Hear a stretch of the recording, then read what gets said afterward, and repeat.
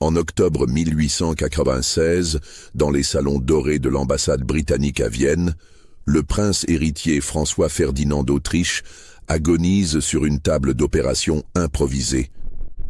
Une balle de revolver tirée lors d'un attentat anarchiste s'est logée à quelques millimètres de son cœur dans une position que tous les chirurgiens de l'Empire déclarent inopérable. L'empereur François-Joseph refuse d'accepter cette fatalité et fait appel au seul homme capable de réussir l'impossible. Un chirurgien de 33 ans dont les méthodes défient toute logique médicale. Ce qu'il va accomplir cette nuit-là bouleversera l'Europe entière. Et pour cause, ces techniques révolutionnaires viennent d'un passé si sombre qu'il a fallu effacer toutes les traces de son origine.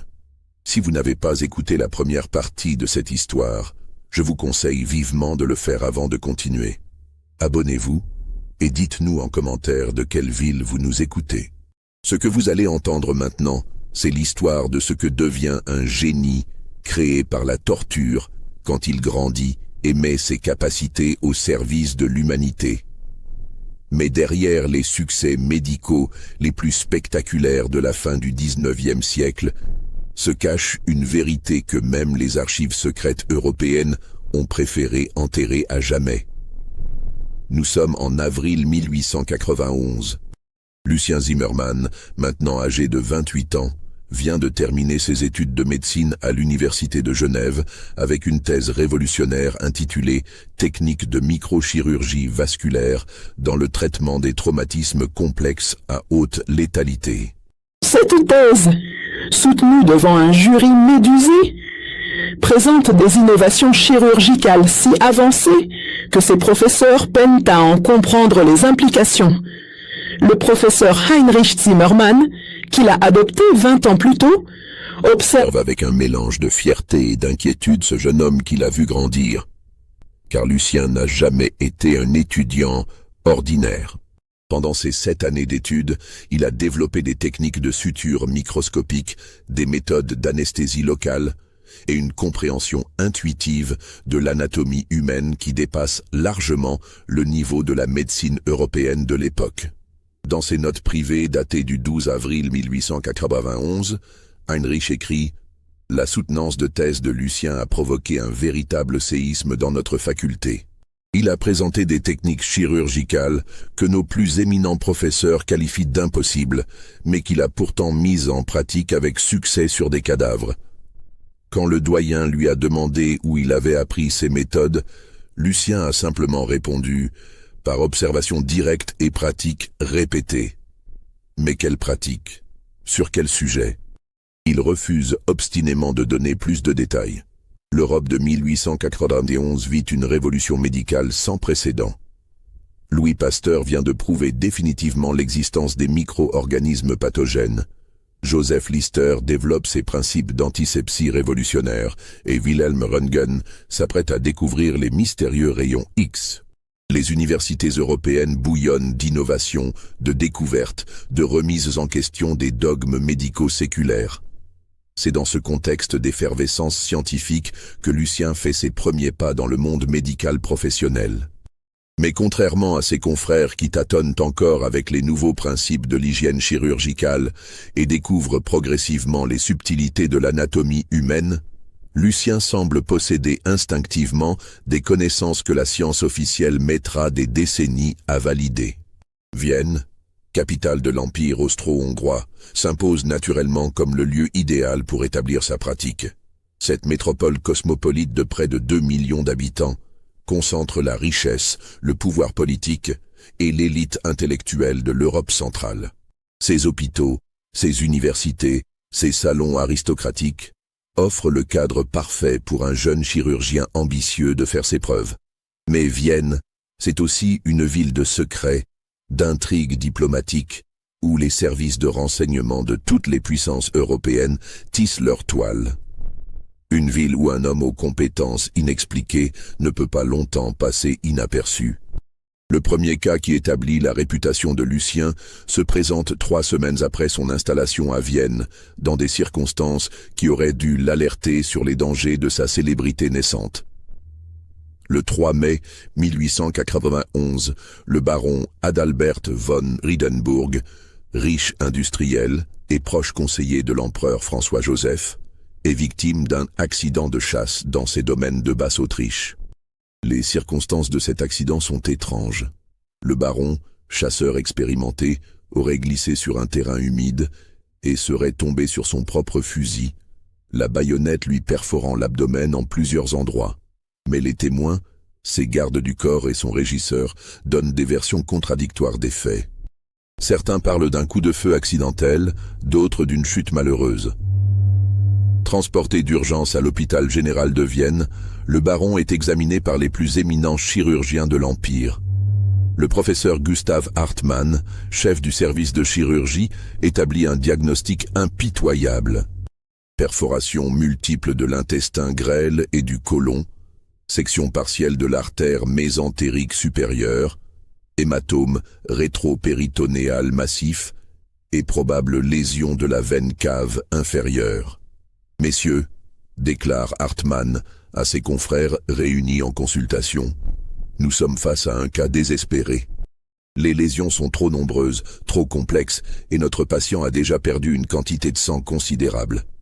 Toute tentative d'intervention chirurgicale ne ferait qu'accélérer sa mort.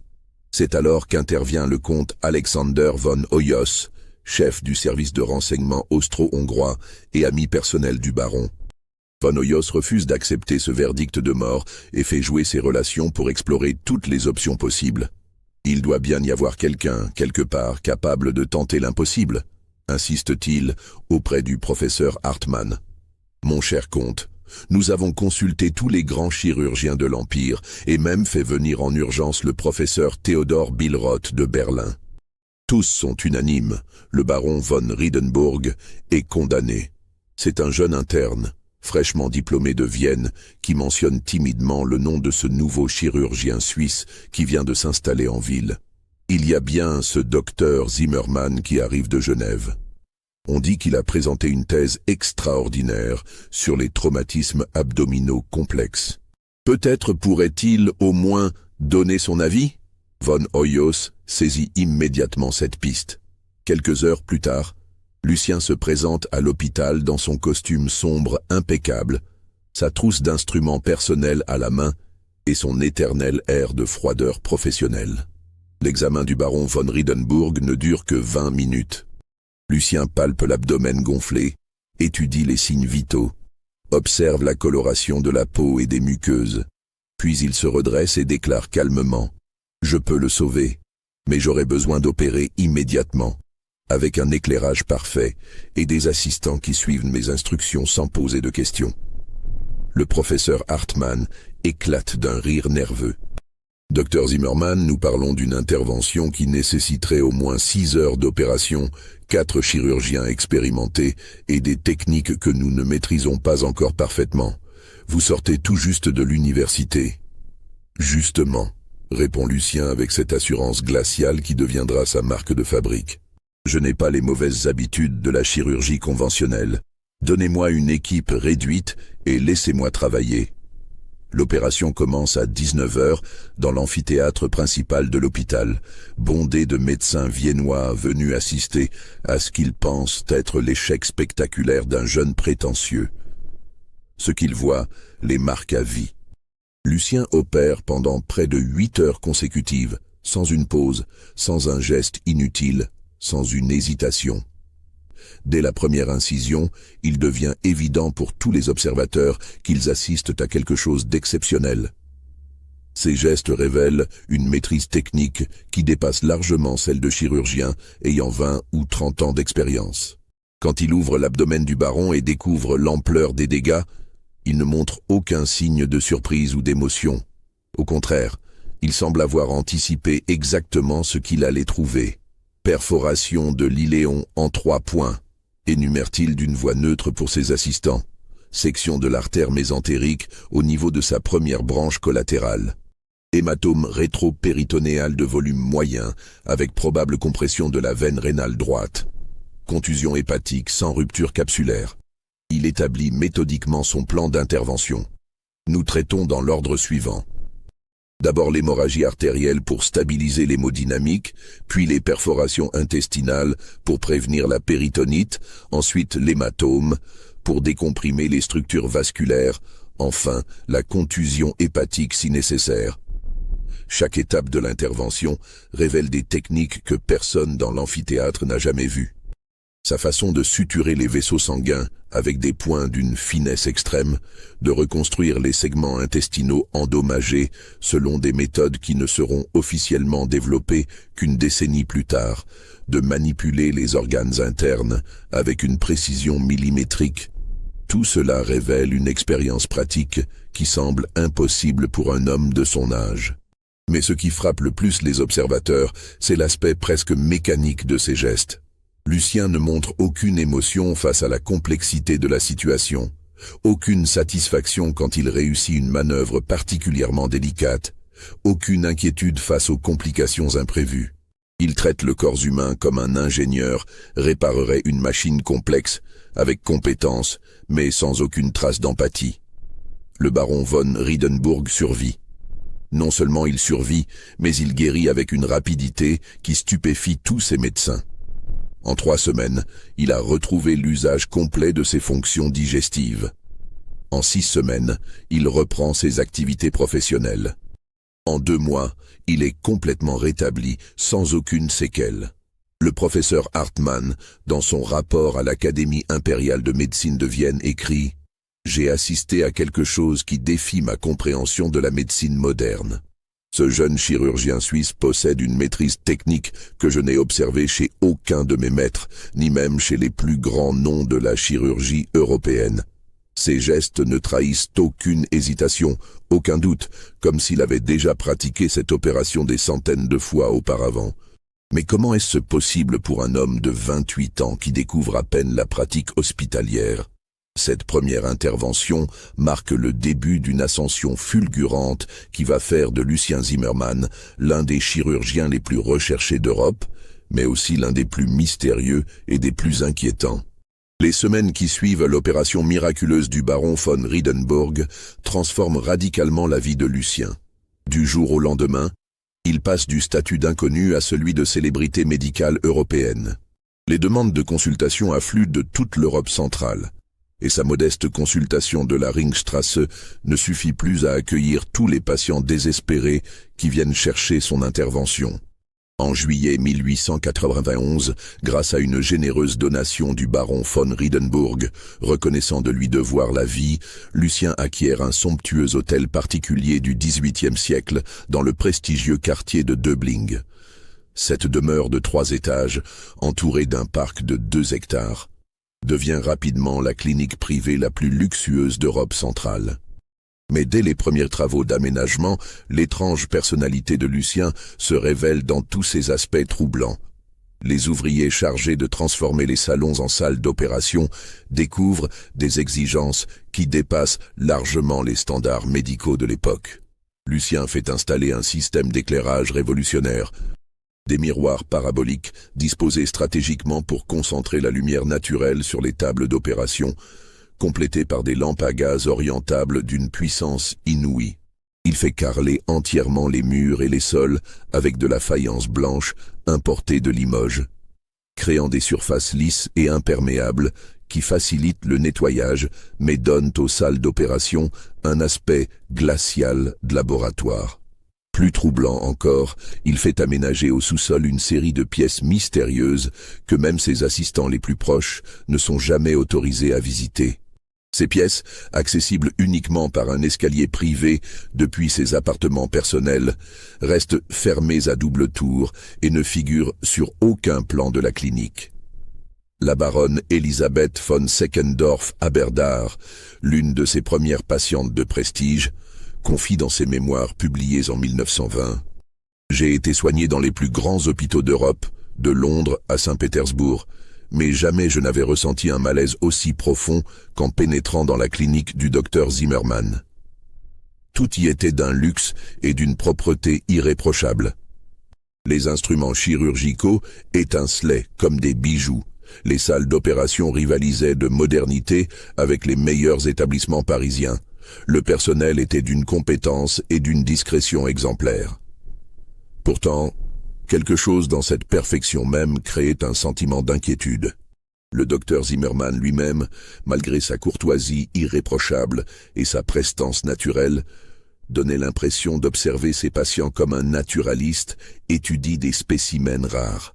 Il possédait certes une connaissance anatomique stupéfiante et une habileté chirurgicale qui tenait du prodige, mais dans ses yeux d'un bleu perçant, je n'ai jamais perçu la moindre trace de compassion humaine.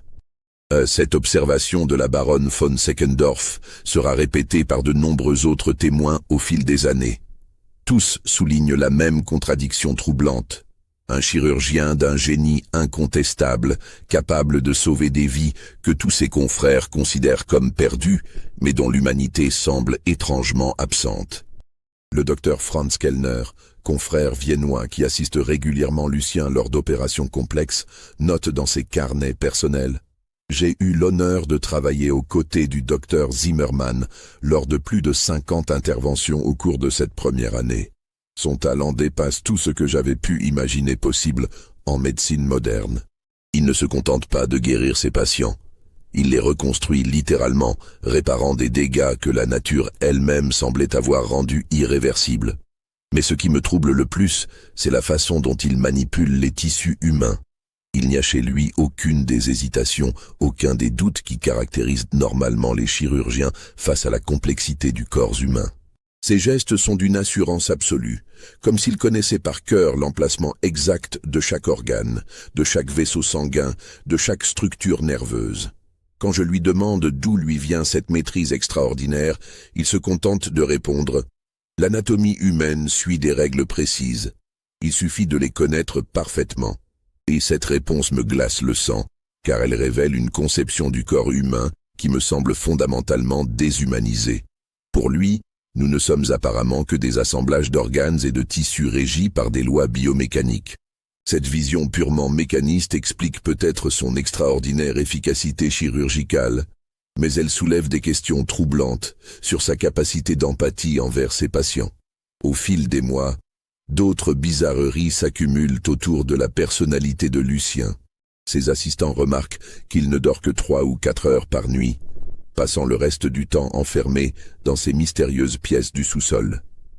Ils l'entendent parfois marmonner tout seul, comme s'il s'adressait à des interlocuteurs invisibles, répétant des noms qui ne correspondent à aucun de ses patients actuels. Marie, Pierre, Antoine, Céleste. Plus troublante encore, plusieurs employés de la clinique rapportent l'avoir surpris en train de pratiquer des gestes chirurgicaux dans le vide, répétant inlassablement des séquences opératoires complexes comme s'il révisant des leçons apprises par cœur. Quand on l'interroge sur ces étranges manies, il répond invariablement « Il faut s'entraîner constamment pour maintenir la précision gestuelle. » Mais s'entraîner à quoi? Et depuis quand?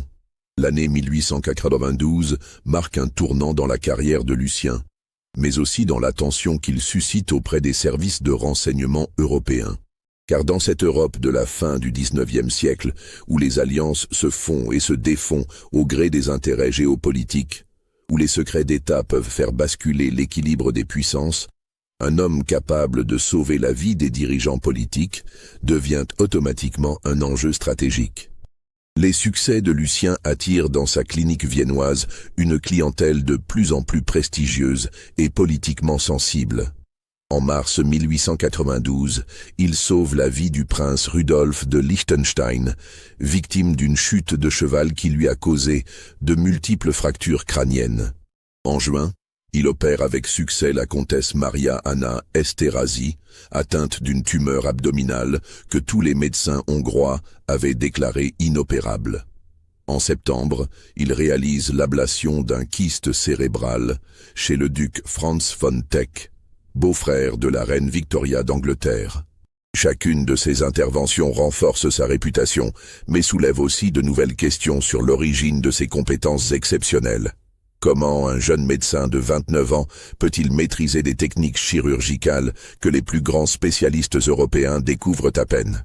D'où vient cette connaissance intuitive de l'anatomie pathologique qui lui permet d'anticiper des complications que même l'expérience ne permet pas toujours de prévoir? C'est le comte Alexander von Hoyos, chef du contre-espionnage austro-hongrois, qui décide de mener la première enquête approfondie sur le passé de Lucien. Von Hoyos, homme méticuleux et soupçonneux par nature, a été frappé par plusieurs détails troublants lors de l'opération du baron von Riedenburg. Dans un rapport confidentiel adressé à l'empereur François-Joseph en octobre 1892, von Hoyos écrit « Majesté, les capacités extraordinaires du docteur Zimmermann, si précieuses soient-elles pour l'Empire, soulèvent des interrogations légitimes sur ses antécédents. Nos investigations préliminaires révèlent des zones d'ombre préoccupantes dans sa formation médicale.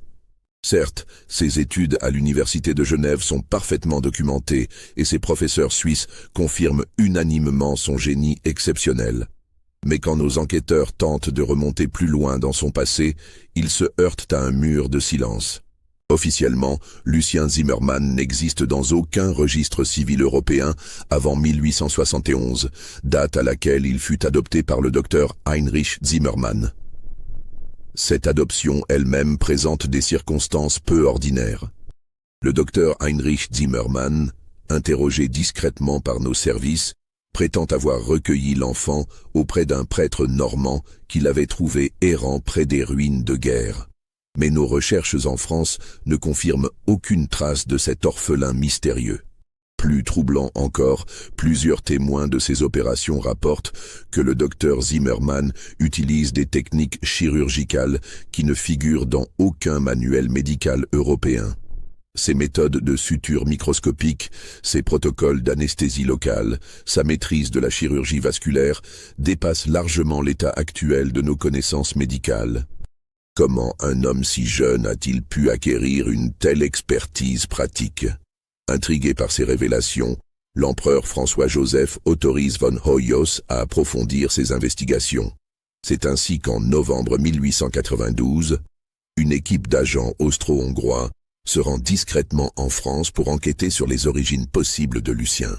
Leurs recherches les mènent d'abord en Normandie, où ils retrouvent effectivement la trace du père Augustin de la Croix, le prêtre qui avait confié l'enfant aux époux Finch en 1871. Mais de la Croix, maintenant âgé de 72 ans et affaibli par la maladie, ne peut leur fournir que des informations fragmentaires. Cet enfant était particulier, leur confie-t-il dans son presbytère de Saint-Martin du Tertre. Il avait des connaissances qui n'étaient pas de son âge. Je me souviens qu'il parlait de médecine comme un docteur expérimenté, qu'il maniait des instruments chirurgicaux avec une habileté troublante. Quand je lui demandais où il avait appris ces choses, il mentionnait toujours un docteur Beaumont qui l'avait formé. Le nom de Beaumont fait tilt dans l'esprit des enquêteurs. Ils poursuivent leurs investigations et découvrent bientôt l'existence du docteur Edmund Finch, qui avait effectivement recueilli l'enfant pendant quelques mois avant son départ pour la Suisse. Mais quand ils se rendent sur l'ancienne propriété des Finch, ils découvrent que le couple est décédé depuis plusieurs années et que leurs archives personnelles ont été mystérieusement détruites dans un incendie en 1889. Seuls quelques témoignages d'anciens voisins confirment la présence, pendant l'hiver 1871-1872, d'un enfant aux capacités médicales inexplicables. C'est en fouillant les archives militaires françaises que les enquêteurs font leur découverte la plus troublante. Dans les dossiers classés « Secret défense » du ministère de la Guerre, ils trouvent plusieurs mentions d'un mystérieux docteur Armand Beaumont qui dirigeait, pendant le siège de Paris, un laboratoire expérimental top secret. Le dossier Beaumont, bien que largement expurgé, révèle l'existence d'un programme de recherche médicale clandestin baptisé « Projet Prométhée ». Ce programme, officiellement destiné à développer de nouvelles techniques chirurgicales d'urgence pour les blessés de guerre, aurait en réalité dérivé vers des expérimentations d'une nature bien plus sombre. Un rapport fragmentaire daté du 15 mai 1871 et signé du général Trochu évoque « nécessité de fermer immédiatement le laboratoire du docteur Beaumont et de détruire tous les documents relatifs au projet Prométhée ». Les accusations portées par les témoins survivants sont d'une gravité exceptionnelle et ne peuvent être rendues publiques sans compromettre définitivement la réputation de l'institution médicale française. Le docteur Beaumont sera considéré comme disparu en mission. Et toute recherche ultérieure à son sujet est formellement interdite par ordre du gouvernement provisoire. Ces découvertes glacent le sang des enquêteurs austro-hongrois. Ils comprennent qu'ils viennent de mettre au jour l'existence possible d'expérimentations médicales d'une nature si abominable que le gouvernement français lui-même a préféré les effacer de l'histoire officielle. Mais surtout, ils réalisent que Lucien Zimmermann pourrait être l'un des rares survivants de ces expériences. Un enfant qui aurait été formé selon des méthodes si traumatisantes qu'elles ont gravé dans son esprit des compétences chirurgicales impossibles à acquérir par les voies normales. Cette hypothèse expliquerait tout. Sa maîtrise technique précoce, sa connaissance intuitive de l'anatomie pathologique, sa froideur émotionnelle face à la souffrance humaine et surtout son refus obstiné de parler de son passé ou de former des disciples. En décembre 1892, von Hoyos décide de confronter directement Lucien avec ses découvertes. Cette confrontation va marquer le début d'une période d'intense tension psychologique pour le chirurgien prodige et révéler des aspects de sa personnalité que même ses proches collaborateurs n'avaient jamais soupçonnés. La confrontation entre le comte von Hoyos et Lucien a lieu le 18 décembre 1892 dans le bureau privé du chirurgien, au premier étage de sa clinique. L'atmosphère est tendue dès les premières minutes de l'entrevue, chacun des deux hommes jaugeant son adversaire avec la méfiance de professionnels habitués au secret d'État. « Docteur Zimmermann », commence von Hoyos en posant sur le bureau une épaisse chemise de documents. Nos services ont mené une enquête approfondie sur vos antécédents. Ce que nous avons découvert soulève des questions délicates concernant votre formation médicale. Lucien, qui examinait des planches anatomiques au moment de l'arrivée du comte, ne lève même pas les yeux de son travail. Monsieur le comte, je ne vois pas en quoi mes antécédents personnels concernent les services de renseignement de l'Empire. Détrompez-vous, docteur. Un homme capable de sauver la vie de nos plus hauts dignitaires devient automatiquement une personne d'intérêt stratégique. Nous avons le devoir de connaître ses motivations, ses alliances et surtout, l'origine de ses compétences exceptionnelles. Von Hoyos ouvre la chemise et en extrait plusieurs documents qu'il dispose méticuleusement sur le bureau. Voyez-vous, nos enquêteurs ont fait une découverte troublante. Il semblerait que vous possédiez des connaissances médicales qui ne figurent dans aucun programme universitaire européen. Certaines de vos techniques chirurgicales ne seront probablement pas développées par la science officielle avant plusieurs décennies. Comment expliquez-vous cela? Pour la première fois, Lucien interrompt son travail et regarde directement son interlocuteur. Von Hoyos remarque que ses yeux d'un bleu perçant semblent soudain traversés par une lueur de... Quoi? De peur? De colère? Impossible à déterminer. Monsieur le comte, j'ai eu la chance de bénéficier d'une formation particulière durant ma jeunesse. Une formation qui m'a donné accès à des méthodes expérimentales que la médecine conventionnelle n'a pas encore validées. Quelle formation? Où? Avec qui? Et pourquoi gardez-vous un tel secret sur cette période de votre existence? Lucien se lève et se dirige vers la fenêtre, tournant le dos à von Hoyos. Pendant de longues secondes, seul le bruit de la circulation viennoise trouble le silence du bureau. Cela, monsieur le comte, appartient à mon passé privé. Je ne souhaite pas en parler. Von Hoyos sort alors un document particulier de sa chemise, une photocopie d'un rapport militaire français partiellement expurgé. Dans ce cas, docteur, permettez-moi de vous éclairer. Nos enquêteurs ont découvert l'existence d'un certain docteur Armand Beaumont, qui dirigeait, pendant le siège de Paris en 1871, un laboratoire expérimental secret. Ce Beaumont menait des recherches sur ce qu'il appelait l'apprentissage chirurgical par conditionnement précoce, utilisant comme assistants des enfants orphelins qu'il formait selon des méthodes peu orthodoxes. Lucien se fige à la fenêtre. Von Hoyos remarque que ses épaules se raidissent imperceptiblement. Selon nos informations, ces enfants développaient des capacités chirurgicales extraordinaires, mais au prix de traumatismes psychologiques considérables.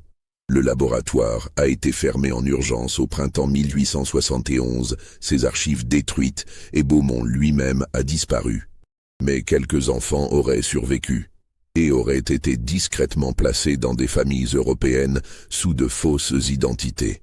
Le comte se penche vers Lucien, qui lui tourne toujours le dos. « Dites-moi, docteur, connaissez-vous le nom d'Armand Beaumont ?» La réaction de Lucien est immédiate et troublante. Ses mains, qui reposaient sur l'appui de la fenêtre, se crispent violemment. Von Hoyos entend distinctement le bruit de ses articulations qui craquent sous la tension. « Je ne vois pas de qui vous parlez », répond Lucien d'une voix qui s'efforce de rester neutre, mais où perce une note d'émotion que Von Hoyos n'avait jamais entendue auparavant. « Vraiment ? Pourtant, un témoin français nous a certifié qu'un enfant trouvé près de Meulan en 1871 mentionnait constamment ce nom de Beaumont. Un enfant aux cheveux châtains, aux yeux bleus, âgé d'environ 8 ans et possédant des connaissances médicales inexplicables pour son âge. » Lucien se retourne brusquement et Von Hoyos découvre avec surprise un visage transformé.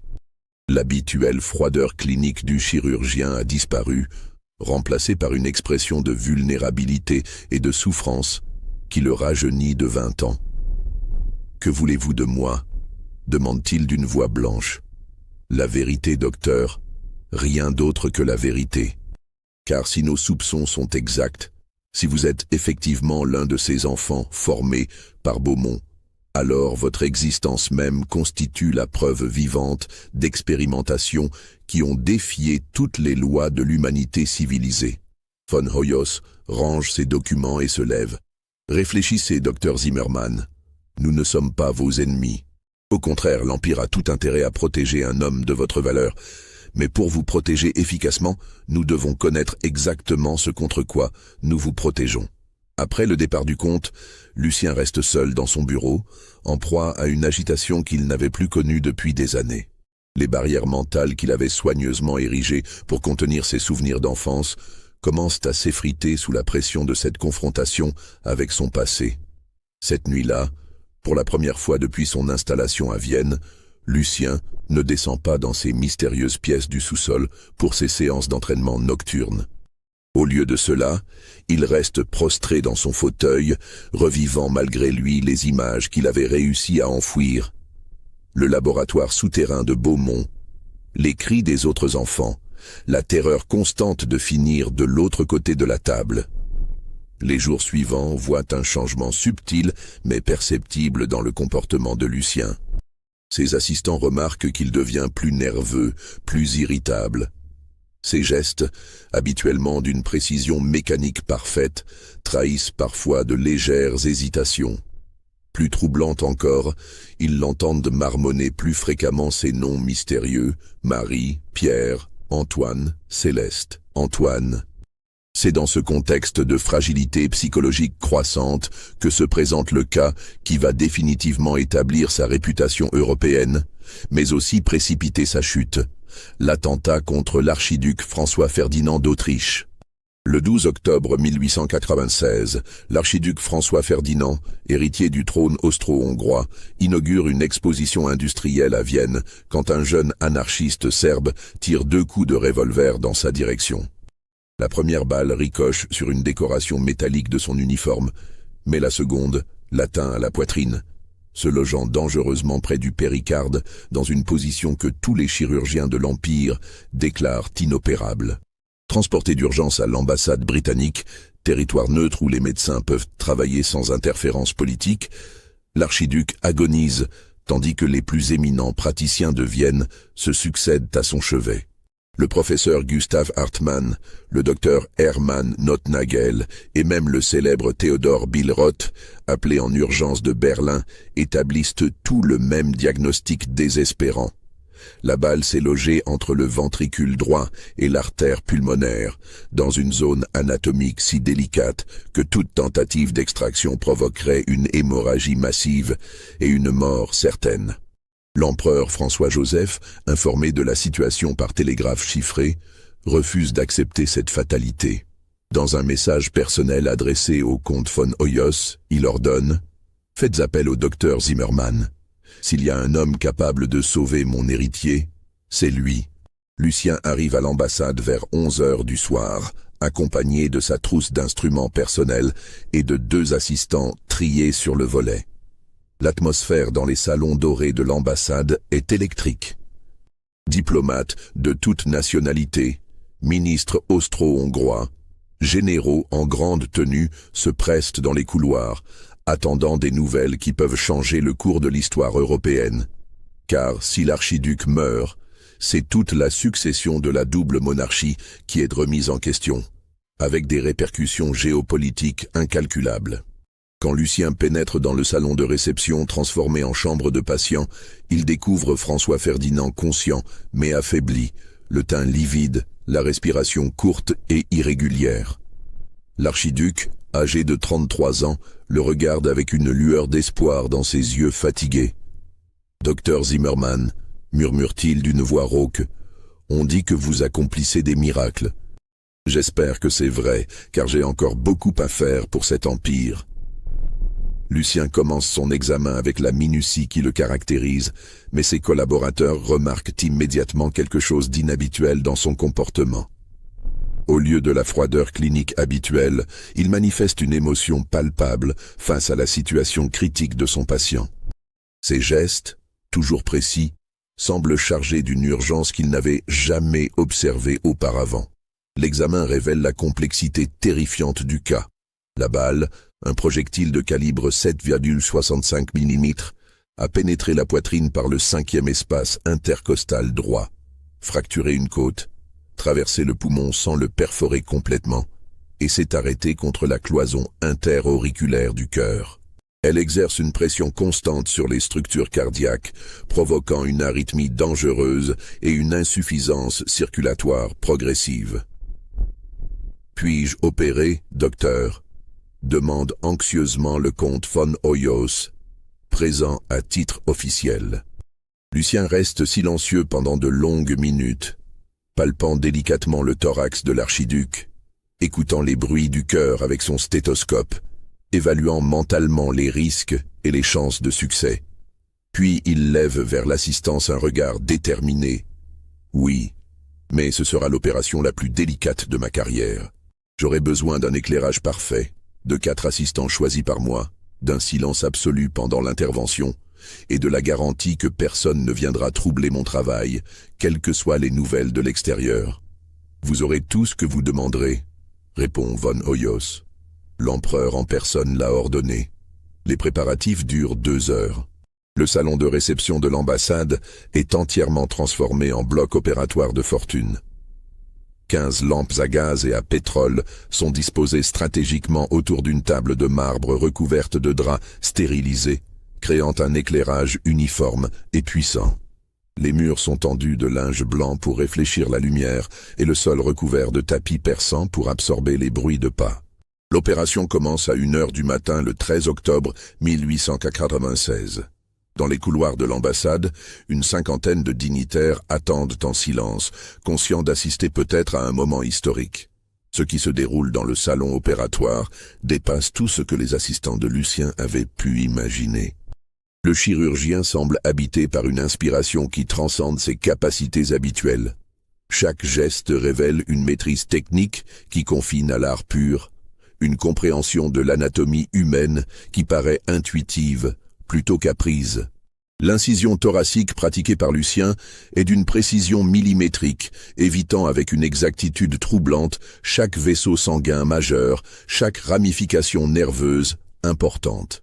Il semble connaître par cœur l'anatomie spécifique de l'archiduc, comme s'il avait déjà exploré ce corps particulier. Mais le plus impressionnant, c'est la technique révolutionnaire qu'il emploie pour atteindre la balle. Au lieu d'ouvrir largement le thorax selon les méthodes conventionnelles, ce qui aurait provoqué un traumatisme majeur, il pratique une série de petites incisions calculées qui lui permettent d'introduire ses instruments selon des angles impossibles. Où avez-vous appris cette approche ? Chuchote le docteur Notnagel, qui assiste à l'intervention avec une fascination mêlée d'incrédulité.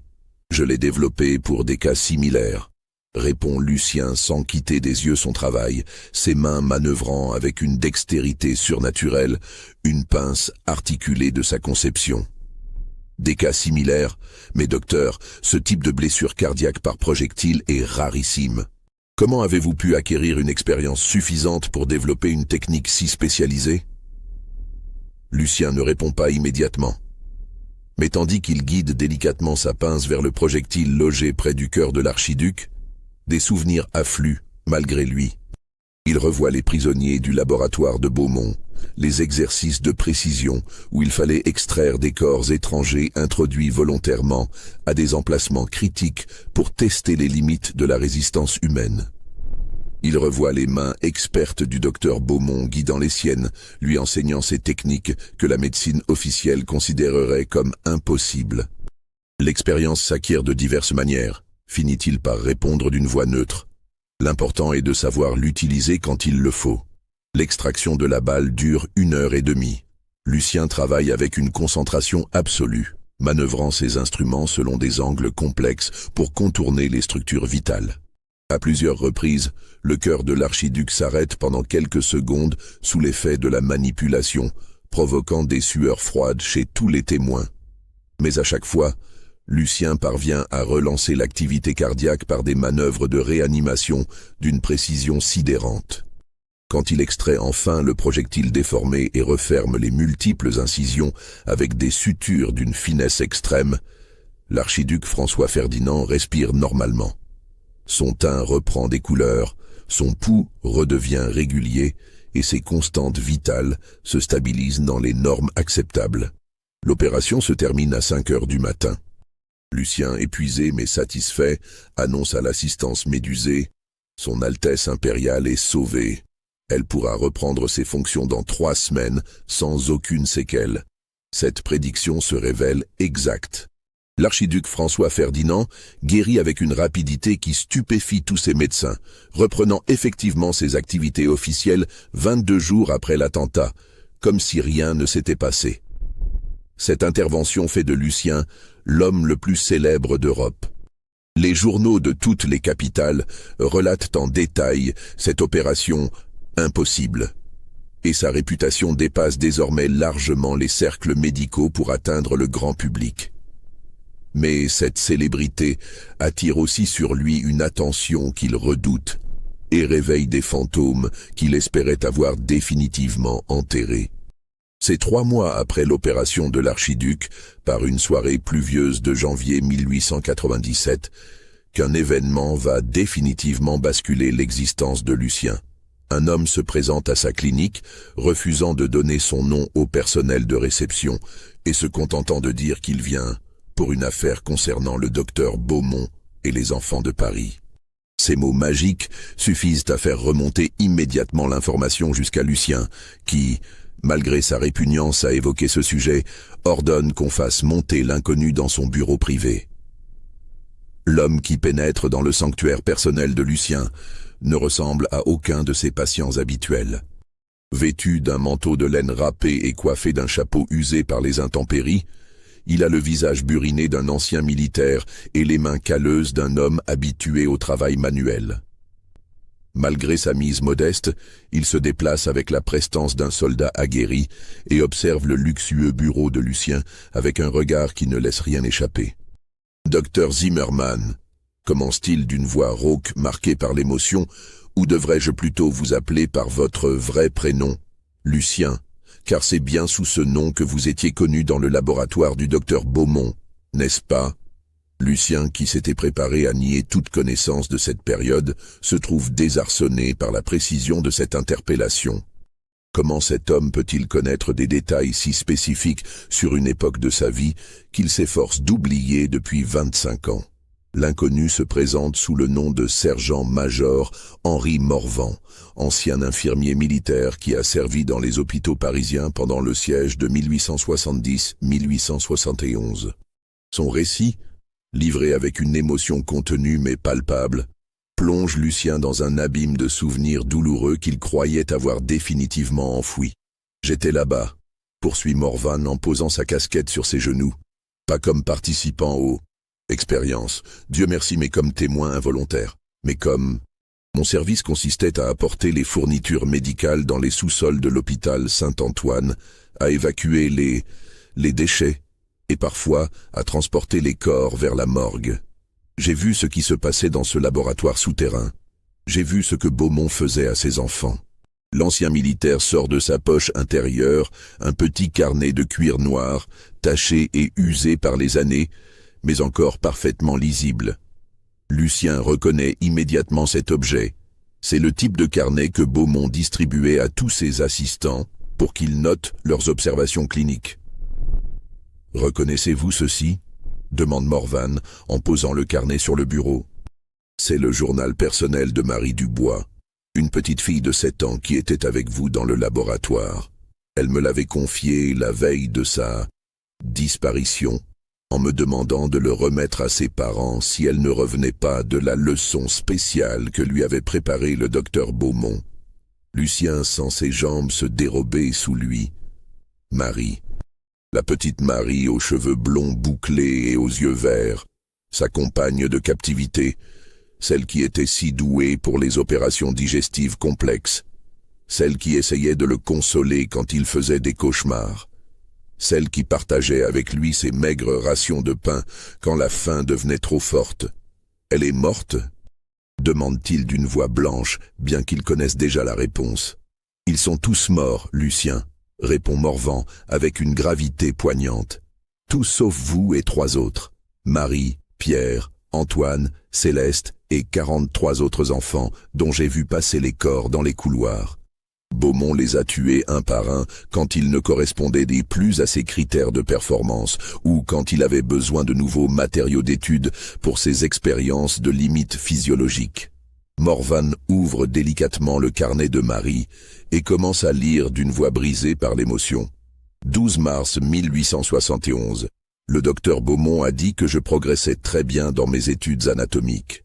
Aujourd'hui, il m'a fait pratiquer une laparotomie exploratrice sur un monsieur qui avait participé aux troubles de la commune. Le monsieur pleurait et disait qu'il avait des enfants, mais le docteur Beaumont m'a expliqué qu'il ne fallait pas l'écouter, que c'était un ennemi de la France et que c'était pour apprendre à sauver nos soldats. J'ai fait exactement comme il m'avait montré. J'ai ouvert le ventre là où il fallait pour voir les organes. Après, le monsieur était tout calme et ne parlait plus. Le docteur Beaumont était content de moi et m'a donné un bonbon à la menthe. 20 mars 1871. Pierre ne voulait pas faire l'opération sur la dame aujourd'hui. Il disait que c'était trop méchant et qu'il voulait rentrer chez lui. Alors le docteur Beaumont s'est mis très en colère. Il a dit que Pierre n'avait pas encore compris l'importance de nos études pour la science française. Il l'a fait allonger sur la table à la place de la dame. Pierre criait très fort et appelait sa maman. Mais le docteur Beaumont a dit qu'il fallait que nous regardions tous pour comprendre ce qui arrive aux mauvais élèves. Il m'a donné les instruments et m'a dit de montrer que j'avais bien retenu les leçons sur l'anatomie thoracique. J'ai dû faire ce qu'il demandait, sinon j'allais finir comme Pierre. 25 mars 1871. Aujourd'hui, c'était mon tour de montrer au docteur Beaumont que j'avais bien appris toutes mes leçons. Il m'a emmené dans la salle spéciale du fond, celle où il y a les grands bassins en métal. Il y avait là une dame attachée sur la table, et le docteur Beaumont m'a donné un petit couteau très pointu. Il m'a dit d'aller très doucement, de bien observer chaque réaction, et de noter tout dans mon carnet pour que la science puisse progresser. La dame me regardait avec des grands yeux mouillés, mais le docteur Beaumont m'a rappelé que si je n'obéissais pas parfaitement, je finirais à sa place. Alors, j'ai fait tout ce qu'il demandait, même quand la dame ne bougeait plus. Lucien ne peut plus supporter cette lecture. Il se lève brusquement, renverse sa chaise et se dirige vers l'armoire où il conserve ses alcools médicaux. Il saisit une bouteille d'éther pur et en avale une gorgée directement au goulot, sous le regard inquiet de Morvan. L'alcool brûle sa gorge et sa poitrine, mais c'est une douleur physique qu'il préfère à la souffrance psychologique que lui infligent ses souvenirs ressurris. Car il se souvient maintenant de tout. De la façon dont Beaumont les manipulait en leur faisant croire qu'ils participaient à une mission patriotique, de la terreur constante qui les habitait tous, de la compétition malsaine qu'il avait instaurée entre eux pour survivre, et surtout de sa propre transformation progressive d'enfants innocents en instruments de torture raffinés. « Pourquoi » articule-t-il difficilement. ses yeux embués par les vapeurs d'éther. Pourquoi me raconter tout cela maintenant? Pourquoi venir remuer ces souvenirs après tant d'années? J'ai reconstruit ma vie, j'aide les gens, je sauve des vies. Morvan referme doucement le carnet de Marie et regarde Lucien avec une expression qui mélange la pitié et une détermination farouche. Parce que Beaumont n'est pas mort, Lucien, il est toujours vivant. Et il continue. Ces mots frappent Lucien comme un coup de masse en pleine poitrine. Beaumont vivant? Impossible. Le laboratoire avait été fermé par ordre gouvernemental, les archives officiellement détruites, l'homme lui-même porté disparu et présumé mort depuis plus de 25 ans. Je l'ai retrouvé l'année dernière, poursuit Morvan d'une voix sourde. Il dirige maintenant un institut de recherche médicale avancée dans les Alpes suisses, près de la frontière avec l'Italie. Officiellement, il travaille sur de nouvelles techniques de chirurgie reconstructive pour les blessés de guerre et les accidents industriels. Officieusement, l'ancien militaire sort de la poche de son manteau une série de photographies floues, visiblement prises en cachette depuis une position éloignée. Malgré leur qualité médiocre, elles révèlent clairement un complexe de bâtiments modernes, nichés dans un paysage alpin spectaculaire. Il a recommencé, Lucien, avec de nouveaux enfants. Des orphelins qu'il fait venir de toute l'Europe sous prétexte de leur offrir une éducation médicale d'exception et un avenir brillant dans les sciences. Regardez attentivement cette photo. Morvan pointe du doigt une image qui montre la cour centrale du complexe. On y distingue un groupe d'une vingtaine d'enfants en blouse blanche impeccable, manipulant des instruments chirurgicaux sophistiqués sous la supervision d'un homme âgé aux cheveux blancs et à la barbe soigneusement taillée. Lucien sent son cœur s'arrêter. Malgré les années écoulées, malgré le vieillissement naturel, il reconnaît immédiatement cette silhouette patricienne, cette façon particulière de se tenir droit, cette gestuelle caractéristique pour diriger ses élèves. Armand Beaumont, âgé de 72 ans mais visiblement toujours actif, perpétuant ses abominations dans un nouveau laboratoire avec une nouvelle génération de victimes innocentes. « Que voulez-vous de moi ?» demande Lucien d'une voix étranglée par l'émotion. « Votre aide pour l'arrêter définitivement. » Vous êtes le seul survivant adulte qui ait réussi à échapper à son emprise et à construire une nouvelle vie respectable. Vous êtes aussi le seul à posséder les connaissances techniques nécessaires pour comprendre exactement ce qu'il fait à ses enfants et témoigner de façon crédible devant les autorités internationales. Morvan se penche vers Lucien avec une urgence palpable, ses mains tremblant légèrement sous l'effet de l'émotion. « Mais il faut faire vite, docteur. Mes informateurs à l'intérieur de l'Institut m'ont appris que Beaumont prépare quelque chose de considérable. Il parle d'une démonstration publique exceptionnelle qui doit avoir lieu au printemps prochain devant des représentants officiels de plusieurs gouvernements européens et américains. Une démonstration grandeur nature des capacités chirurgicales extraordinaires de ces nouveaux assistants médicaux. Une démonstration, répète Lucien, sentant un frisson glacial lui parcourir l'échine. Il veut prouver aux grandes puissances mondiales que ces méthodes de formation peuvent créer une nouvelle génération de médecins militaires d'exception, capables de sauver n'importe quel blessé dans les conditions les plus extrêmes. Imaginez les implications, Lucien. Des armées entières, équipées de chirurgiens formés dès l'enfance, selon les techniques perfectionnées de Beaumont, capables d'opérations que nos meilleurs praticiens actuels considèrent comme impossibles. Il espère vendre ses services et ses méthodes aux plus offrants, créer une véritable école internationale de formation médicale basée sur ces principes. Cette révélation glace littéralement le sang de Lucien. Il réalise que Beaumont n'a jamais abandonné son projet initial. Il l'a simplement adapté aux réalités géopolitiques et économiques de la fin du XIXe siècle. Au lieu de former quelques enfants pour un laboratoire secret destiné à une guerre spécifique, il veut maintenant industrialiser sa méthode pour créer des bataillons entiers de chirurgiens conditionnés, vendus au gouvernement comme des armes médicales stratégiques. Ces enfants, murmure Lucien en regardant de nouveau les photographies avec une horreur croissante. Ils subissent la même chose que nous avons subi, pire probablement. répond Morvan avec une gravité poignante. Beaumont a eu 25 ans pour perfectionner et raffiner ses techniques de conditionnement. Et maintenant, il dispose de moyens financiers considérables grâce à ses mécènes gouvernementaux et privés, d'équipements médicaux de pointe et surtout d'une expérience accumulée qui lui permet d'optimiser chaque aspect de son système de formation. Morvan sort un dernier document de sa poche, une lettre manuscrite rédigée dans l'écriture tremblante et maladroite d'un enfant, sur un papier de qualité médiocre taché de ce qui ressemble à des traces de sang séché. Ceci a été écrit par un petit garçon nommé Thomas Müller, 8 ans, fils d'un horloger de Munich. Il a réussi à s'échapper de l'institut l'été dernier et a erré dans les montagnes pendant 3 jours avant d'être rattrapé par les hommes de Beaumont. Il est mort pendant sa séance de rééducation disciplinaire, mais pas avant d'avoir réussi à confier cette lettre à une femme de ménage du village voisin qui avait eu pitié de lui. La lettre, rédigée en allemand approximatif mélangé de français, décrit des horreurs qui dépassent encore ce que Lucien avait vécu dans le laboratoire parisien de 1871.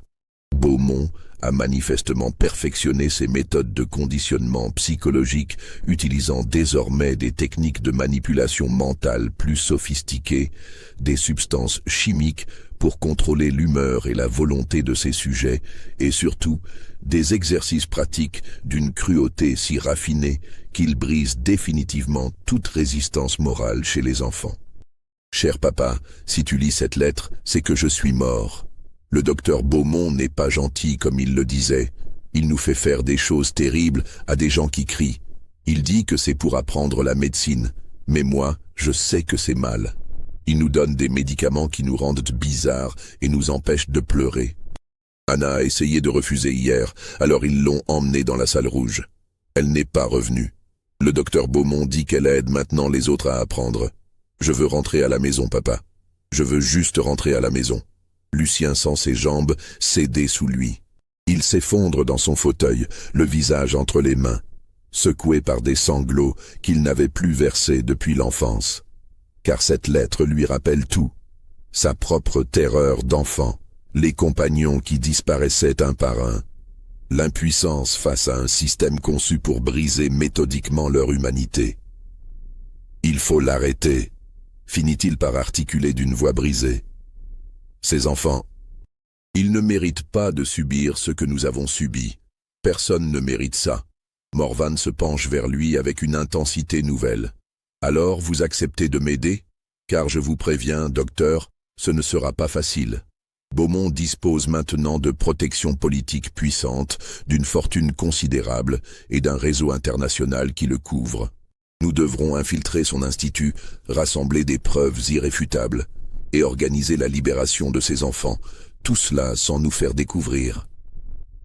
Lucien relève la tête, et Morvan découvre dans ses yeux une détermination farouche qu'il n'y avait jamais vue. Oui, mais j'ai une condition. Quand nous affronterons Beaumont, ce sera moi qui m'en chargerai personnellement. Cet homme a détruit mon enfance et celle de dizaines d'autres. Il est temps qu'il paie pour ses crimes. Les 2 mois qui suivent cette rencontre voit Lucien se transformer radicalement. Officiellement, il annonce à sa clientèle viennoise qu'il part pour un long voyage d'études en Suisse afin d'observer les nouvelles techniques de chirurgie alpine développées dans les sanatoriums de montagne. En réalité, avec l'aide de Morvan et de 2 agents français qui ont rejoint secrètement leur cause, il élabore un plan complexe pour infiltrer l'Institut de Beaumont et libérer les enfants captifs. Cette préparation exige de Lucien qu'il plonge consciemment dans ses souvenirs les plus traumatisants pour identifier tous les détails qui pourraient l'aider à comprendre les méthodes actuelles de Beaumont. Avec l'aide discrète du docteur Sigmund Freud, jeune aliéniste viennois qui développe ses théories révolutionnaires sur l'inconscient, Lucien entreprend une série de séances d'hypnose thérapeutique pour débloquer ses souvenirs refoulés. Ces séances révèlent l'ampleur des traumatismes enfouis dans sa mémoire. Sous hypnose, Lucien revit avec une précision terrifiante chaque détail de sa captivité. Les techniques de conditionnement utilisées par Beaumont pour briser progressivement la résistance morale des enfants, les méthodes d'apprentissage accéléré qui gravaient les gestes chirurgicaux dans leur mémoire musculaire, les récompenses calculées qui créaient une dépendance psychologique envers leurs bourreaux, et surtout, les punitions éducatives qui éliminaient systématiquement ceux qui n'aiment et montraient pas les aptitudes requises. Le docteur Freud, profondément troublé par ces révélations, note dans ses carnets personnels: le cas de Lucien Z dépasse tout ce que j'avais pu concevoir en matière de traumatisme psychologique précoce. Cet homme a été littéralement programmé pendant son enfance pour devenir un instrument chirurgical vivant. Ses extraordinaires compétences médicales ne sont pas le produit d'un talent naturel, mais celui d'un conditionnement si profond qu'il a reconfiguré sa structure mentale fondamentale.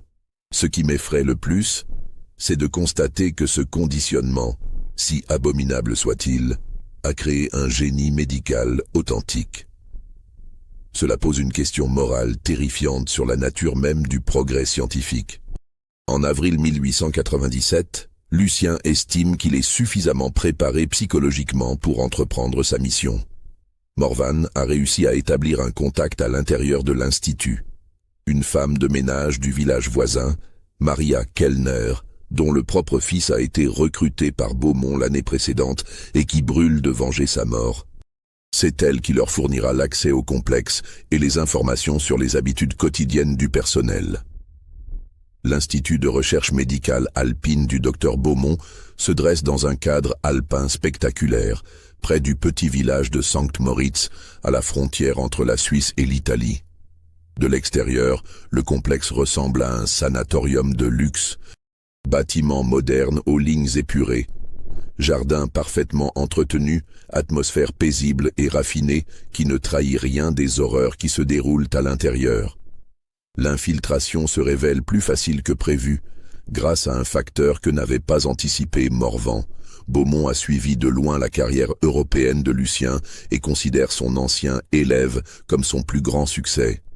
Quand il apprend que le célèbre docteur Zimmermann souhaite visiter son institut, il accueille cette demande avec un empressement qui confine à l'exaltation. « Mon cher Lucien », s'exclame Beaumont en l'accueillant personnellement à l'entrée du complexe par un matin de mai ensoleillé. « Quelle joie immense de te revoir après toutes ces années. Tu es devenu exactement ce que j'espérais. La preuve vivante que mes méthodes peuvent créer des génies médicaux authentiques. » La confrontation directe avec son ancien tortionnaire plonge Lucien dans un état de dissociation psychologique intense. D'un côté, l'adulte accompli qu'il est devenu éprouve une haine viscérale pour cet homme qui a détruit son enfance et celle de dizaines d'autres innocents. De l'autre, l'enfant conditionné qui survit toujours quelque part en lui ressent malgré tout une forme de respect craintif, presque filial, pour celui qui lui a enseigné tout ce qu'il sait de la médecine. Beaumont, maintenant âgé de 73 ans, a remarquablement bien vieilli. Grand, élégant, la barbe soigneusement taillée et les yeux d'un bleu perçant qui n'ont rien perdu de leur intensité hypnotique, il dégage toujours cette aura d'autorité intellectuelle et de charisme personnel qui lui permettait de manipuler si efficacement ses victimes. « Viens », lui dit-il en passant un bras paternel autour de ses épaules. « Je vais te montrer mes nouveaux progrès. Tu vas être émerveillé par ce que j'ai accompli depuis notre séparation. J'ai transformé tes anciens camarades d'apprentissage en véritables méthodes scientifiques reproductibles. » La visite de l'Institut révèle l'ampleur terrifiante de l'évolution des techniques de Beaumont. Les installations sont d'un luxe et d'une modernité saisissants. Salle d'opération équipée des derniers perfectionnements techniques, laboratoire doté d'instruments de précision importés d'Allemagne, bibliothèque médicale contenant les ouvrages les plus récents de toute l'Europe. Mais c'est en découvrant les enfants actuellement en formation que Lucien mesure véritablement l'horreur de la situation.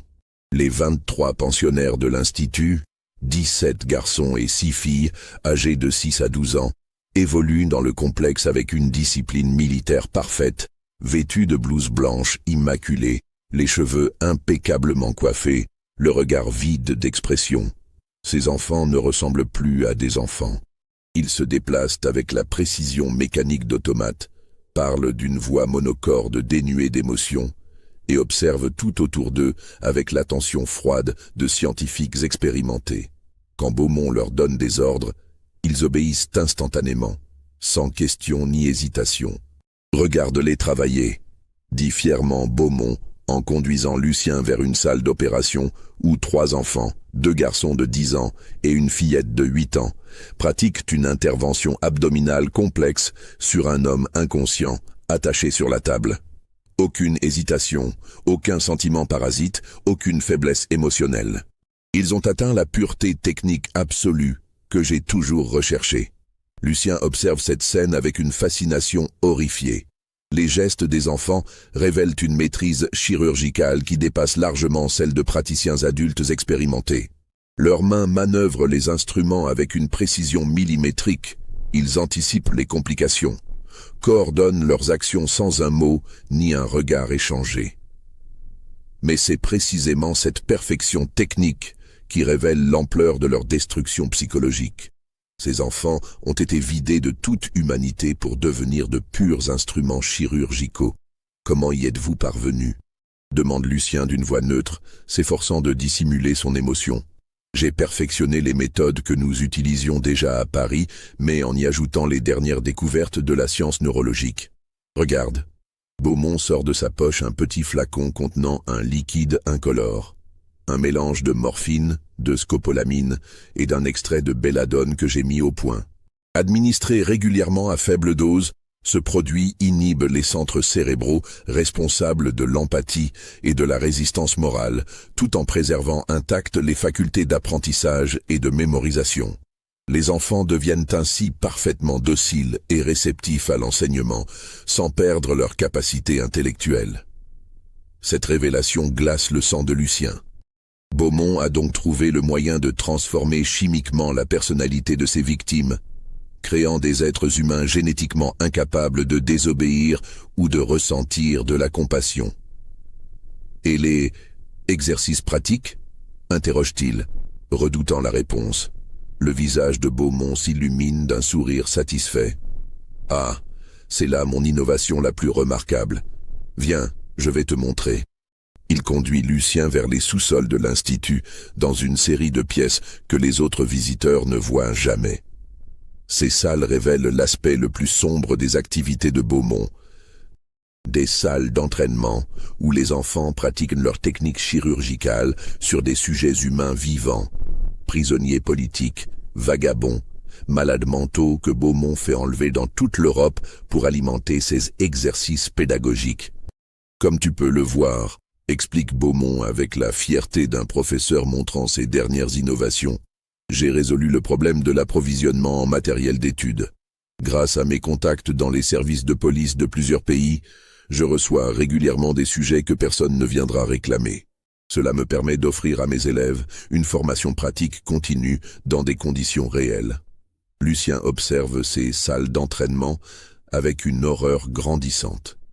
Dans l'une d'elles, il voit un homme d'une 50aine d'années, visiblement conscient mais paralysé par la drogue, sur lequel 2 fillettes de 9 ans pratiquent une dissection méthodique de l'avant-bras pour étudier l'anatomie musculaire. L'homme ne peut ni bouger ni crier, mais ses yeux expriment une terreur indicible, tandis que les enfants découpent ses tissus avec la concentration appliquée d'étudiants disséquant une grenouille. « Magnifique, n'est-ce pas ?» commente Beaumont. Ces 2 petites sont mes meilleures élèves en anatomie de surface. Dans 6 mois, elles maîtriseront parfaitement toutes les techniques de chirurgie reconstructive. C'est à ce moment que Lucien prend pleinement conscience de l'ampleur de sa propre monstruosité passée. Car il reconnaît dans la froideur clinique de ses fillettes, dans leur indifférence totale à la souffrance humaine, dans leur concentration purement technique, tout ce qu'il était lui-même devenu dans le laboratoire parisien. Beaumont n'avait pas seulement créé des chirurgiens d'exception, il avait créé des psychopathes incapables d'empathie, des êtres humains chirurgicalement amputés de leur humanité. Demain, continue Beaumont, nous organisons une démonstration publique exceptionnelle pour les représentants de plusieurs gouvernements européens. Mes élèves présenteront leurs capacités devant une assistance de choix. Généraux prussiens, ministres austro-hongrois, conseillers du tsar, diplomates américains. Ils vont comprendre l'avantage stratégique considérable que représente une armée équipée de chirurgiens formés selon mes méthodes. Cette révélation de la dimension internationale du projet de Beaumont achève de convaincre Lucien qu'il n'a plus le choix.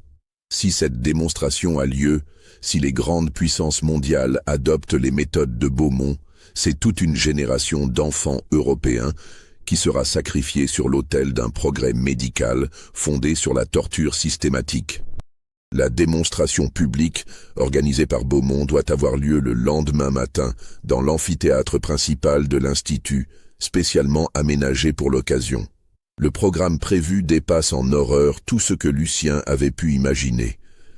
Une série d'opérations chirurgicales complexes pratiquées par les enfants sur des sujets volontaires. En réalité, une douzaine de prisonniers politiques de diverses nationalités que Beaumont a fait venir spécialement pour l'occasion. Au menu de cette démonstration macabre, amputations multiples pratiquées par des enfants de 8 ans, trépanation réalisée par des fillettes de 10 ans, opération abdominale majeure confiée aux élèves les plus avancés de 12 ans. Le tout devant un public de dignitaires militaires venus évaluer les possibilités d'application de ces méthodes à la médecine de guerre. Cette nuit-là, dans sa chambre d'invité luxueusement aménagée, Lucien prend sa décision finale. Il ne peut pas permettre que cette abomination ait lieu, même si cela signifie détruire les fondements de sa propre existence professionnelle et révéler au monde entier la source honteuse de son génie médical. Vers 3 heures du matin, profitant de l'obscurité et de la surveillance relâchée de la nuit, Lucien se glisse hors de sa chambre et rejoint Maria Kellner selon le plan préparé avec Morvan. La femme de ménage, motivée par la soif de vengeance pour son fils mort, lui fournit les clés des cellules où sont enfermés les prisonniers destinés à la démonstration. L'opération de libération se déroule sans accroc. Les 12 prisonniers, hommes et femmes de diverses nationalités, tous condamnés pour des délits politiques mineurs, sont rapidement sortis de leurs cellules et armés avec des outils trouvés dans les ateliers de l'Institut. Simultanément, Morvan et ses 2 agents français investissent le complexe par les issues de secours, neutralisant les gardiens et sécurisant les voies d'évacuation. L'alerte est donnée vers 5 heures du matin, quand Beaumont découvre la disparition de ses sujets d'étude. Mais il est trop tard. Les prisonniers libérés contrôlent déjà une partie du complexe et les forces de l'ordre local, alertées par les agents français, cernent l'Institut. La confrontation finale entre Lucien et Beaumont a lieu dans l'amphithéâtre de démonstration, devant les 23 enfants terrorisés, rassemblés par les gardiens et les dignitaires militaires médusés par la tournure des événements. Beaumont, malgré la situation désespérée, conserve son calme et sa prestance habituelle. Vêtu de sa blouse blanche immaculée, il fait face à Lucien avec la dignité d'un professeur déçu par son meilleur élève. « Tu me déçois profondément, Lucien », déclare-t-il d'une voix empreinte de tristesse feinte. « Tu détruis l'œuvre de toute une vie, le travail de plusieurs décennies consacré au progrès de la science médicale. Ces enfants représentent l'avenir de la chirurgie européenne, et tu les condamnes à redevenir des êtres ordinaires, limités par leurs émotions parasites. Ces enfants représentent 25 ans de torture systématique, répond Lucien, un revolver à la main, sa voix tremblant sous l'effet d'émotions longtemps refoulées. Vous avez détruit leur humanité comme vous avez détruit la mienne. Vous avez transformé des innocents en monstres incapables d'aimer. Je vous ai donné des capacités que vous n'auriez jamais pu acquérir autrement. Rétorque Beaumont avec une véhémence soudaine. Regardez ce que vous êtes devenu, le plus grand chirurgien d'Europe. Vos mains ont sauvé des milliers de vies. Sans mon enseignement, vous seriez resté un orphelin insignifiant mort dans l'anonymat le plus complet. Je suis devenu un génie incapable d'empathie, un prodige médical privé d'âme humaine. Je peux sauver n'importe quelle vie, mais je suis incapable d'aimer, incapable de pleurer, incapable de ressentir autre chose qu'une satisfaction purement intellectuelle devant mes succès. Vous n'avez pas créé un chirurgien, vous avez créé un automate sophistiqué programmé pour imiter l'humanité. Lucien se tourne vers les enfants qui assistent à cette confrontation avec leurs yeux vides d'expression. Regardez-les. Regardez ce que vous en avez fait. Ce ne sont plus des enfants, ce sont des machines biologiques programmées pour obéir. Ils ne joueront jamais, ne riront jamais, n'aimeront jamais. Vous avez volé leurs âmes pour en faire vos instruments. Leurs âmes. Beaumont éclate d'un rire méprisant. Qu'est-ce que l'âme face au génie? Qu'est-ce que l'amour face à la capacité de sauver des vies? Ces enfants accompliront des miracles que vos collègues humains ne pourront jamais égaler. Ils repousseront les limites de la médecine, ils vaincront la mort elle-même, au prix de leur propre mort psychologique. Et maintenant, je vais vous empêcher de créer d'autres victimes. Lucien lève son arme, mais sa main tremble. Car malgré sa haine, malgré sa révolte, une partie de lui, cette partie conditionnée dans l'enfance, continue de voir en Beaumont une figure d'autorité quasi paternelle. C'est alors qu'intervient un événement inattendu. L'une des fillettes, une enfant de 9 ans aux cheveux blonds qui rappelle étrangement Marie Dubois, s'avance vers Lucien et lui tend un scalpel. « Monsieur le docteur, dit-elle d'une voix mécanique, si vous voulez arrêter la souffrance, il faut couper à la source. C'est ce que nous a enseigné le maître Beaumont. » Cette phrase, prononcée avec l'innocence apparente d'un enfant mais révélant la monstruosité de son conditionnement, donne à Lucien la force nécessaire pour surmonter ses dernières hésitations. Le coup de feu qui tue Armand Beaumont résonne dans l'amphithéâtre comme le glas d'une époque. L'homme qui avait terrorisé des dizaines d'enfants, qui avait transformé la médecine en instrument de torture, qui avait voulu industrialiser la destruction de l'innocence, s'effondre dans sa blouse blanche maintenant tachée de sang. Mais en détruisant Beaumont, Lucien détruit aussi quelque chose d'essentiel en lui-même. Dans les semaines qui suivent la fermeture de l'Institut et l'arrestation de ses complices, il découvre avec horreur que ses capacités chirurgicales exceptionnelles s'amenuisent rapidement. Privé des automatismes que lui avait inculqués son conditionnement d'enfance, délivré des réflexes de survie qui guidaient inconsciemment ses gestes, Lucien ne parvient plus à reproduire les prouesses techniques qui avaient fait sa réputation. Ses mains, autrefois d'une précision mécanique parfaite, se mettent à trembler pendant les opérations. Sa connaissance intuitive de l'anatomie humaine s'estompe, remplacée par les hésitations normales d'un praticien qui doit réfléchir à chaque geste. En libérant les enfants de Beaumont, il s'est également libéré lui-même de son conditionnement. Mais cette liberté a un prix terrible, la perte de ce qui faisait de lui un chirurgien d'exception. En octobre 1897, après une série d'opérations ratées qui ternissent gravement sa réputation, Lucien prend la décision de fermer définitivement sa clinique viennoise. Il confie ses derniers patients à d'autres chirurgiens, liquide ses biens et disparaît de la scène médicale européenne aussi soudainement qu'il y était apparu. Les enfants libérés de l'Institut de Beaumont sont discrètement pris en charge par les services sociaux français et suisses, mais leur réinsertion dans la société normale s'avère extrêmement problématique. Contrairement à Lucien, qui avait été recueilli assez jeune pour conserver une partie de son humanité naturelle, ces enfants ont été conditionnés plus profondément et plus longtemps. Leur réhabilitation nécessite des années de soins psychiatriques intensifs et certains ne retrouveront jamais une existence véritablement normale. Lucien, quant à lui, choisit l'exil volontaire. En décembre 1897, il embarque sur un navire à destination de l'Amérique du Sud, emportant avec lui ses dernières économies et le poids écrasant de ses souvenirs. Pendant 10 ans, il mène une existence errante à travers l'Argentine et le Chili, travaillant comme médecin de campagne dans des régions reculées où sa réputation européenne ne l'a pas suivi. Cette décennie d'exil lui permet progressivement de retrouver une forme de paix intérieure. Débarrassé de la pression de sa célébrité, libéré des automatismes de son conditionnement, il réapprend lentement à pratiquer la médecine avec empathie plutôt qu'avec une froide perfection technique. Ces nouveaux patients, gauchos blessés par des accidents de travail, mineurs victimes d'éboulements, femmes en couche dans des villages isolés, enfants malades dans des familles pauvres, n'attendent pas de lui des miracles chirurgicaux. Ils ont simplement besoin d'un médecin humain, capable de compassion autant que de compétences techniques. C'est auprès d'eux que Lucien découvre enfin ce qu'est vraiment la médecine. Non pas un art de manipulation technique des corps humains, mais un service désintéressé rendu à des êtres souffrants.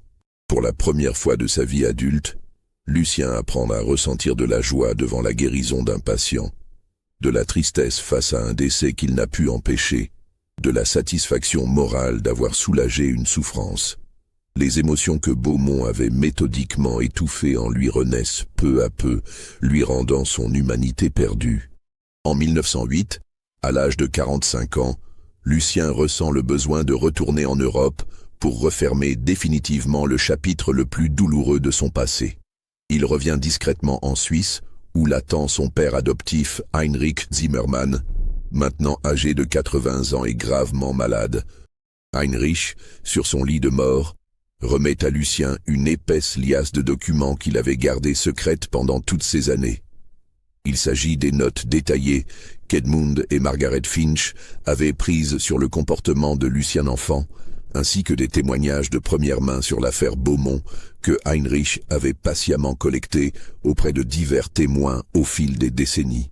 « Mon fils », murmure le vieil homme d'une voix affaiblie, « j'ai toujours su d'où tu venais et ce que tu avais subi dans ton enfance. » Ces documents constituent probablement la seule trace historique complète des expérimentations de Beaumont. À toi de décider ce qu'il faut en faire pour que de telles horreurs ne se reproduisent jamais. Lucien passe des semaines à étudier méthodiquement ses archives. Il y découvre des détails sur son propre passé qu'il avait oublié ou refoulé, mais aussi des informations troublantes sur le sort des autres enfants du laboratoire original de 1871. La plupart sont morts jeunes, victimes de suicides ou d'accidents suspects, mais quelques-uns ont survécu et mené des existences tourmentées à travers l'Europe, marquées à vie par leur traumatisme d'enfance. C'est en lisant le témoignage détaillé d'Edmund Finch que Lucien comprend enfin l'ampleur du sacrifice que ces braves gens avaient consenti pour lui offrir une chance de reconstruction psychologique. Edmund avait consciemment renoncé à publier ses découvertes scientifiques sur les capacités extraordinaires de Lucien, préférant protéger l'enfant traumatisé plutôt que de faire progresser la connaissance médicale. Cette révélation inspire à Lucien une décision qui va définir ses dernières années d'existence. Il décide de consacrer le reste de sa vie à aider les autres survivants des expérimentations de Beaumont, et plus généralement, tous les enfants victimes de traumatismes psychologiques extrêmes. En 1909, avec l'héritage substantiel de Heinrich Zimmermann et ses propres économies accumulées pendant sa carrière, Lucien fonde discrètement en Suisse un centre de soins spécialisé dans le traitement des troubles psychologiques infantiles graves. Cet établissement, officiellement présenté comme un sanatorium pédiatrique pour enfants à besoins spéciaux, devient en réalité le premier centre européen véritablement efficace de prise en charge des traumatismes psychologiques précoces. Lucien y développe des méthodes thérapeutiques révolutionnaires, directement inspirées de son propre parcours de guérison et de reconstruction personnelle. Contrairement aux traitements brutaux de l'époque, camisole de force, douche froide, isolement prolongé en cellules capitonnées, il mise sur la patience, la compréhension empathique et surtout la reconstruction progressive de l'estime de soi et de la confiance en l'humanité chez ses jeunes patients. Ces techniques, bien qu'elles ne soient pas encore reconnues officiellement par la communauté médicale traditionnelle, obtiennent des résultats remarquables. Des enfants considérés comme irrécupérables par leur famille, des adolescents brisés par des traumatismes que la psychiatrie conventionnelle ne parvient pas à traiter, retrouvent peu à peu une existence normale grâce aux soins de celui qui avait lui-même été sauvé de l'abîme par la compassion d'étrangers. Pendant 15 ans, Lucien consacre son existence à cette œuvre de rédemption. Il sauve des centaines d'enfants traumatisés, développe des méthodes thérapeutiques révolutionnaires et forme discrètement une génération de soignants qui perpétueront son approche humaniste de la médecine. En 1923, sentant ses forces décliner, il entreprend la rédaction de ses mémoires complètes. Ce document exceptionnel retrace son parcours depuis le laboratoire de Beaumont jusqu'à sa renaissance morale, constituant un témoignage unique sur les horreurs de l'expérimentation humaine et les possibilités de guérison après les traumatismes les plus extrêmes. Lucien meurt paisiblement le 15 avril 1925, entouré de plusieurs de ses anciens patients devenus adultes. Il est enterré dans le petit cimetière du village suisse où il avait établi son centre, sous une simple pierre tombale qui ne mentionne que ses dates de naissance et de mort. Dans ses derniers écrits, conservés dans les archives de son centre, il confie « J'ai passé la première partie de ma vie à être un monstre créé par la science, et la seconde à redevenir humain malgré la science. Le génie acquis par la torture n'a aucune valeur face à la compassion acquise par la souffrance. Que l'histoire retienne que derrière les plus grands progrès médicaux peuvent se cacher les crimes les plus abominables contre l'innocence, car la science sans conscience n'est que ruine de l'âme. » Son centre de soins continue de fonctionner après sa mort, dirigé par ses disciples qui perpétuent ses méthodes humanistes. Mais les secrets de son passé meurent avec lui, enterré à jamais dans ce petit cimetière alpin où repose l'homme qui fut à la fois le plus grand génie chirurgical de son époque et sa victime la plus tragique. Ainsi se termine l'histoire extraordinaire de Lucien Zimmermann, l'enfant que la science ne pouvait expliquer. Un homme qui incarna à la fois les plus hautes possibilités du génie humain et les plus sombres dérives de l'expérimentation médicale. Pensez-vous que de telles horreurs aient pu vraiment se dérouler dans l'ombre de l'histoire officielle? Que des prodiges médicaux aient pu naître de méthodes si abominables? Cette histoire, si elle s'avère véridique, nous rappelle que derrière chaque miracle peut se cacher une tragédie inavouable. Laissez vos commentaires sur ce récit troublant. Abonnez-vous à la chaîne et partagez cette vidéo avec ceux qui s'interrogent sur les zones d'ombre de notre passé. Car parfois, les vérités les plus importantes sont celles que l'histoire préfère oublier.